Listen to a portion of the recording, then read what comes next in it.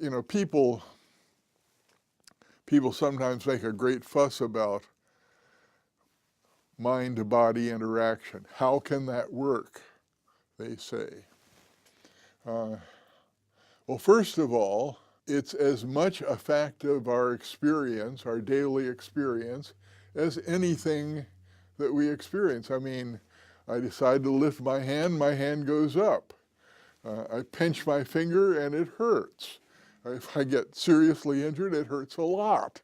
I mean, it's just totally a fact of constant everyday experience that our thoughts and our body mutually affect one another. So if your theory makes it hard to accept that, then it's more likely that there's something wrong with your theory than that our experience is so totally misleading. At least that's the way I do philosophy. I mean, if there's something, if there's a belief that is hardwired into our system, as it seems, and a theory tells us that that belief is false, well, I'm going to look really hard to see if the reasons for concluding that the belief is false are that compelling. Okay, so I think it's totally a fact of experience that mind and body do interact.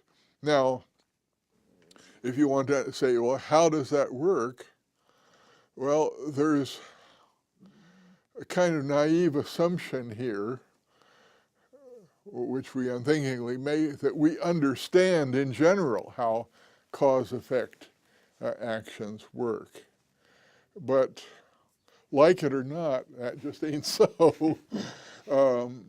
According to contemporary science, our most basic, our most fundamental physical theory is something called quantum mechanics.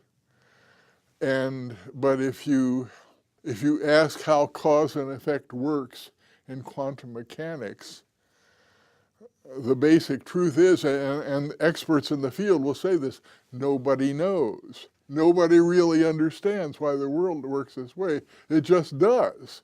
I mean, when you get down to the basics, we can see that certain things happen, and apparently certain things happen because of certain other things, but it really escapes us as to what's going on. And it seems to me, I think it's arguable that even in familiar cases, what we think is our understanding is more familiarity based on habit. The classic example is shooting pool balls against one another. And it looks like you can understand perfectly well when one ball hits the other, well, it communicates motion, it goes off in a certain direction. If you're a good shot, it goes in the pocket and so on. But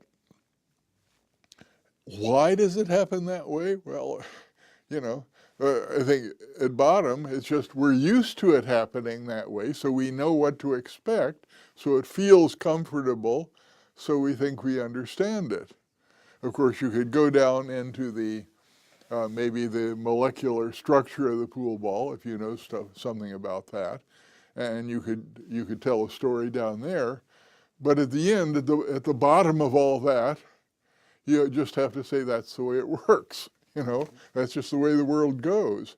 So the idea that there's some, well, I guess I want to say, yes, there is a mystery about how the mind and the body interact, but that's just part of the bigger mystery of how does cause and effect work in general, in all sorts of cases.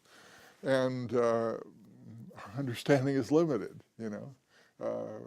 We can go deeper and deeper, but at the end we always get to a mystery that we don't grasp, which is not to say that it's contradictory or absurd or doesn't make sense, but